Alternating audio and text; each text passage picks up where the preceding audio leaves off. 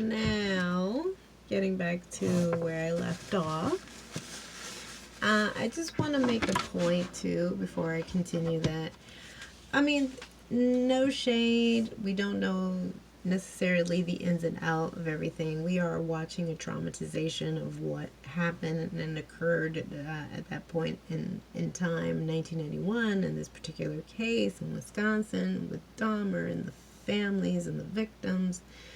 But, and who is to say that maybe perhaps he was turning a leaf? Maybe he was trying to admit and take accountability for what he had done, the lives he had destroyed.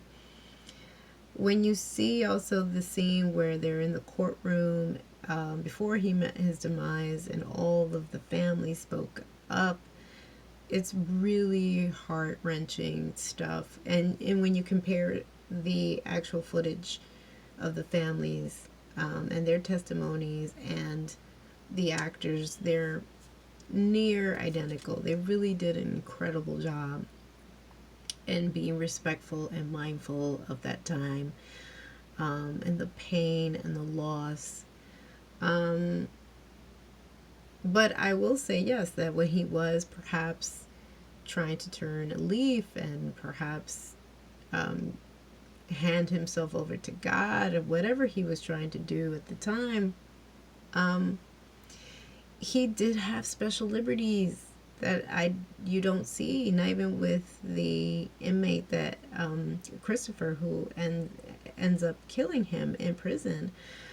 He didn't have his own. He didn't have his own cell like Jeffrey did. Access to a world pool, because simultaneously you're split between when John Wayne Gacy, who was another notorious, infamous serial killer, who also had the same tendencies of killing young men and would dress up as a clown. He met his demise because in his state they did have the death penalty, but where Dahmer was located in Wisconsin, they didn't. So he was given, I think he was served with 16 different life sentences, but he had access to things. And yes, when he wanted to be baptized, they needed access to a whirlpool, and he had it. Had he been a person that did not have access to funds, I'm not saying his dad was living it up as a millionaire. I believe he's still alive, but he must have made a good chunk of change um, to have afforded so much. His mother too, I think she went into. I think when she married, she was a typist, and then she would go into counseling others. I think it was also later diagnosed that what she had suffered, perhaps after giving birth to Jeffrey, was postpartum depression. A lot of people didn't know of these things, didn't know of these terms, and again, they're not excuses for what he did and how he killed all these innocent people, but it further explains certain things. And also, this is what I almost feel like this is like the bulk of what people perhaps have always wondered how this would have panned out in doing a movie or a TV show that focused on this person's life, because it really gives a hearty anthology of what happened, and also even what happened post arrest, post death, how these people still bear with the pain. The fact that there were fanatics, and I never understand this, like there were fans also of Ted Bundy and all these grotesque serial killers. The amount of sick people and their perversions come out, and they are really enthralled with these people. The fact that they were sending them stuff, harassing the families, one man in particular, and everybody was making bank off of this. There was a comic book, and I think that was based on his actual, could you even call him his friend? I don't really think that they had that kind of relationship. They knew of each other. I think they were more associates than they were friends, but nonetheless, there was a whole comic book series and installments of him, and one sick fan sent it to Tony's mom and wanting her autograph. I'm like, where are people, like, where do they get off? How deranged. The father, too, perhaps to kind of find some solace or to channel his pain, he tried to do a book and went on several interviews. There's also, if you YouTube it, you'll find an interview with him and a young Oprah at the time, interviewing him, trying to dissect and understand why Jeffrey did what he did. And, again, I'm not saying that, people weren't going to do this. I mean, for heaven's sake, we've seen that even with what happened with the last administration and Trump and people, everybody and their mama were writing books. Is it fair? Is it right? I don't know. Perhaps also maybe they had legal fees. We don't know these people's lives. But was it disrespectful and also to kind of make a quick buck at the expense and the exploitation of these people? No, it was not right. In fact, they were still to this day. I think the one of the victim's sister who got really volatile, and can you blame her? She blew up at Jeffrey in court and threatened to kick his ass and kill him and all types of stuff. And the police had to stop her and whatnot. She was very, very upset at that time. She spoke out about the series and said that she thought it was just, that they should have at least reached out to the families to ask for their opinion or input. And not that they were expecting any kind of compensation, but at least to provide something for the grandchildren, because they did leave a legacy. Each and every last victim either left children or left nieces and nephews, something along those lines. And though I semi-agree, but I don't know. I feel like a lot of things went unsaid, and I feel like this was an opportunity for that part of the story to be told that we didn't get. We are always bombarded with his side of the story and how he was a victim, and he was a lonely child, and he had a messed up childhood that bred this, and his interest in roadkill and his taxidermy and all this. He was a lonely person. We have so many breakdowns and analysis on this particular individual, but we rarely saw much of the victims and who they were and the lives that they were leading when they encountered Jeffrey in these social settings. How, yes, being gay played into it, into his strategy to survive and escape accountability, escape jail time. He used it as an armor. He was gay. Jeffrey was a gay man, but he used it to his benefit. He used his white privilege as his benefit. He used a number of things. And for heaven's sake, they didn't even want to throw him out of the complex because he would pay his rent, even though that stench was probably driving people insane. We also see that once he was arrested, that people still kind of, it was like the lingering boogeyman, the Michael Myers, the real life Michael Myers had been arrested, but they were all left haunted by what he had committed.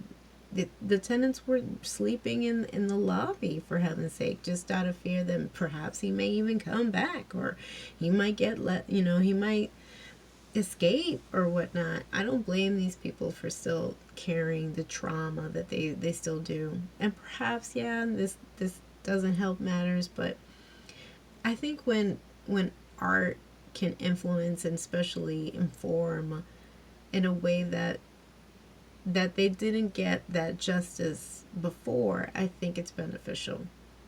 So much like when we had When They See Us, which was based on the Central Park Five, that really opened up people's eyes in terms of social commentary about racism. It just opens the floodgates, and this does too, because you can see the homophobia. You can see, regardless of how Jeffrey defended himself in his case, and his father wanting him to plead insanity, and that it wasn't because he was a bigot or a racist. Let's call a spade a spade. You knew what you were doing. You knew that these people wouldn't be missed, and that the cops weren't going to make no real attempt to find these people, or they would just assume it was a person of color, so that they wouldn't even think about looking for a white man committing these heinous crimes. So it was semi-strategic, and that's why he knew he wasn't insane, perhaps evil. I don't know. This I don't know, that there's been history. I feel like this needs to be further investigated, but through eons of centuries, there's always been this like bloodlust for things. And even to this day, we still use boxing and violent sports as a form of MMA, right? As a form of entertainment. Some bloodlust, bloodthirst for seeing carnage to a certain degree. Is that enveloped in our psyche? Is that embedded? Is that coming from the Stone Ages, from the we were Neanderthals? I mean, I feel like there's just more of layers that go into it, and that's the purpose of storytelling, because it opens up the floodgates of more inquisitive nature. I don't know, maybe again I'm just thinking aloud, but nonetheless, I do recommend it. I think honestly it was worth the watch, and it blew up. It premiered on the 21st of September, and here a whole week later, it is known internationally, not just in the US, but worldwide. It is the most viewed show. My hat's off to Ryan Murphy and all his co-creators. I think they did a brilliant job. He never lets it down. I mean, from O.J. Simpson to Versace, American Horror Story, how he interjects actual historical events in the show. It's interwoven into the show. That's why the show is such a success. Yeah, there's always a tendency for creative license for just dramatic effect, but incredible. I mean, Feud, Betty Davis and Joan Crawford. I mean, there's just been a number of shows that lends itself to so much more and allows itself for people to really engage and go back to that time frame and really analyze it for what it was. That is an essential tool to storytelling. So again, Ryan Murphy can really never do any do no wrong in my eyes. I think he's just an incredible storyteller, and Evan Peters. And Niecy Nash, I mean, she really did an incredible job as Glenda Cleveland. And those heartbreaking scenes when she's speaking to the family and she says, "I wish I could have done more." Your heart breaks. And there's instances when they were promoting the show that she breaks down because, as you become an adult or you become a mom, and you can kind of empathize with these people and what they went through and the journey that they went through and what they all had to endure to take on these roles. I mean, I feel like some of them may have been scarred a little bit because, I mean, for heaven's sake, Evan Peters has done so much for when it comes to American Horror Story and playing really despicable characters, but he does it well. I think they've said that he's actually needed like some form of therapy, because you really have to go to some dark places to really do an incredible job like he does for this particular docu-series. So I really recommend it. And not for nothing, I don't know if I'm the only one here but that will say, but when watching it, it really gives you this haunting, lingering effect. I think I had to rewatch it to just digest, and be able to verbalize what I'm saying now for the review. And once I finished like rewatching it for maybe about the third time, it really left me kind of shaking in my boots. Like I was watching it in the dark and I had to kind of like run and turn on the light or something, because I don't know. Again, I'm I'm not superstitious, but I do think that there's always something lingering in the supernatural. So, and yeah, this isn't a Halloween story. It's not meant to be seen in some kind of like fictional way because it wasn't, but it gives you that haunting effect. It's something, but I do recommend it. It's currently streaming right now, all 10 episodes on Netflix. I also have to get back to my other reviews, which was American Horror Stories, which I really wanted to delve into, and I hope it doesn't escape me because I just have so many other shows I have to review. But there were also 10 episodes this past summer, a throwback to the 90s horror films. I have to review Atlanta is already back. We already have 3 episodes that have been uploaded. Also, Handmaid's Tale, also, I believe, just already dropped 3 episodes too. And what am I saying? Tomorrow, as I'm uploading this, is the release of Blonde on Netflix, and which it's funny because I've been watching other things so I can compare to this new updated version of the Marilyn Monroe story. And I think the big appeal is because I think her last name is Almas. I don't know if it's Ariana, but she's Cuban, and she is a Cuban native, but has been working in the industry non-stop for over 8 years, I think, since she crossed over, and especially mainstream. So it'll be interesting. A lot of people said that she totally embodied Marilyn Monroe, so I'm curious to see how that pans out when I see the film, because it's gotten really rave reviews, because it hit theaters, and so now it's hitting Netflix. And also, dun, dun, dun, dun, we're having Hocus Pocus. I gotta rewatch it again. I gotta watch the original so then I can compare it to this new updated version of Hocus Pocus 2022, which I'm really anticipating. I think it drops the 30th on Disney Plus. And yeah, and we can get into more of a happier, review with more Halloween aesthetic. I really didn't really want to go too hokey with this because it's just this review, I wanted it to be respectful and mindful. I do have a little bit of color in the background. I still have my little like tree color and whatnot, but yeah, I didn't want this to be like a Halloween themed kind of thing. I wanted to focus on what the meat and potatoes of this. But yeah, there's so many new shows coming up and new Halloween themed shows that are coming up, so I'm excited for that.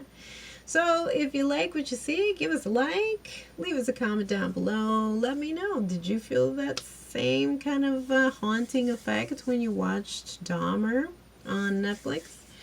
Also, if you like my reviews and my hauls and my DIYs, hit the subscription button and the notification button so you can be notified of my next upload, my next review.